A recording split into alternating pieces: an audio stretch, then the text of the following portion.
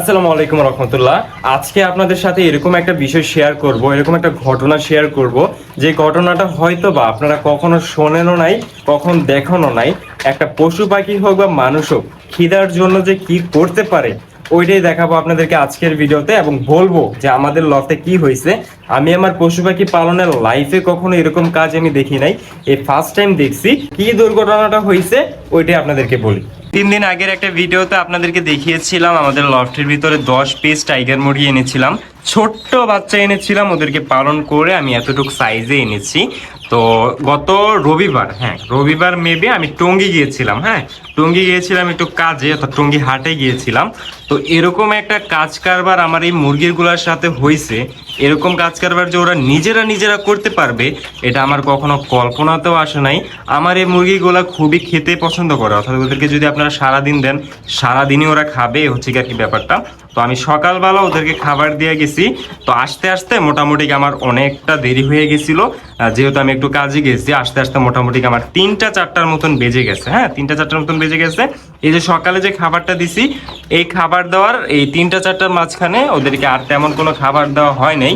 আর ওদের যে মুখগুলো আছে, মুখের যে ঠোকর যে দেয়, ওই জায়গাটা এত পরিমাণে চোখা টাইপের, আমাকে কয়েকবার ঠোকর দিছে। আমি বুঝতে পারছি যে কত ধারালো জিনিসটা।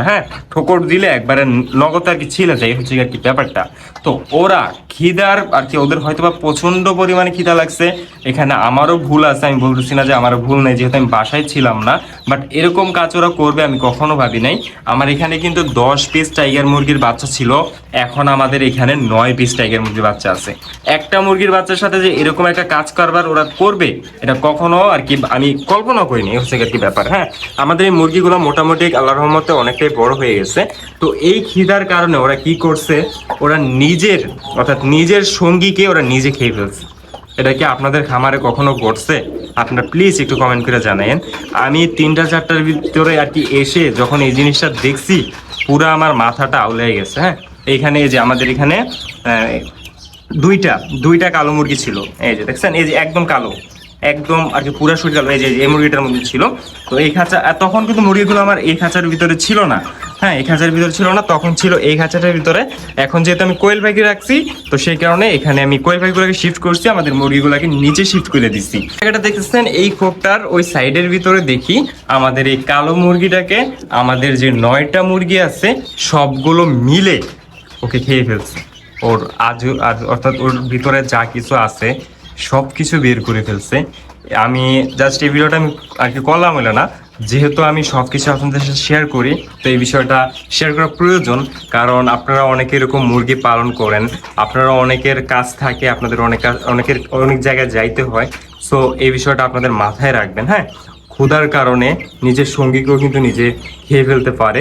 সো অবশ্যই আপনারা যে জায়গার ভিতরে যান না কেন, আপনাদের পোষা প্রাণীগুলাকে, আপনাদের পশু পাখিগুলাকে, হাঁস মুরগিকে পর্যাপ্ত পরিমাণে খাবার দিয়ে যাবেন। না হলে কিন্তু আপনাদের সাথেও এরকম একটা দুর্ঘটনাটা ঘটতে পারে। আমার লাইফে কখনো এরকম হয় না, এই ফার্স্ট টাইম হয়েছে।